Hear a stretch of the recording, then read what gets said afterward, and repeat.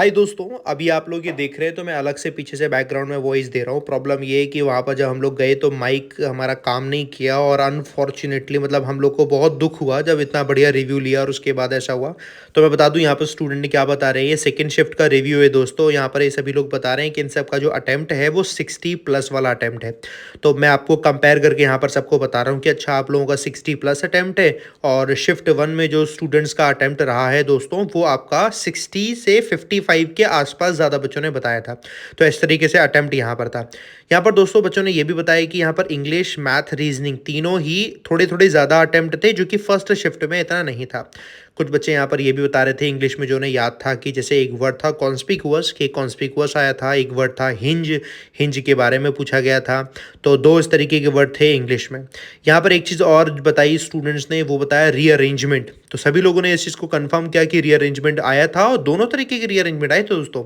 जैसे कि एक रीअरेंजमेंट आया था जिसमें 5 जैसे टोटल सेंटेंस दिए, लेकिन उसमें से 2 ही 3 क्वेश्चन पूछे गए थे। जिसमें से पूछा था फर्स्ट कौन सा, सेकंड कौन सा, थर्ड कौन सा। और एक रीअरेंजमेंट आया था दोस्तों जिसमें पूछा गया था एक सेंटेंस को ही अलग अलग पार्ट में डिवाइड किया हुआ था। तो इस तरीके से यहाँ पर दोस्तों आया हुआ था। तो इंग्लिश का तो हम लोगों ने देख लिया। मैथ्स पूछा कि क्या कुछ कैलकुलेटिव थी या कुछ और, तो ऐसा कुछ कैलकुलेटिव नहीं थी। और सभी लोगों से क्रॉस चेक कर करके मैंने और अभिजीत सर ने पूछा, तो उस तरीके से हमें यहाँ पर दोस्तों मिला है।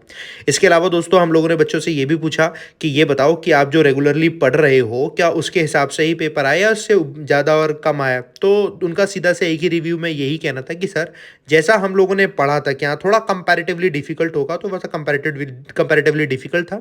तो उस तरीके से दोस्तों हम लोगों ने लिया। आप देख सकते हो, देखो हम लोग रिव्यू ले रहे हैं और पीछे वो लाइन लगे हुए, लाइन में लगे हुए बच्चे भी हम ही को देख रहे थे, क्योंकि वो सारे स्टूडेंट भी दोस्तों आप ही सब स्टूडेंट हैं और बढ़िया तरीके से उन लोग का भी एग्जाम हो, ये हम लोगों ने शुभकामनाएं दी उनको कि अच्छे से एग्जाम देकर आए बढ़िया तरीके से।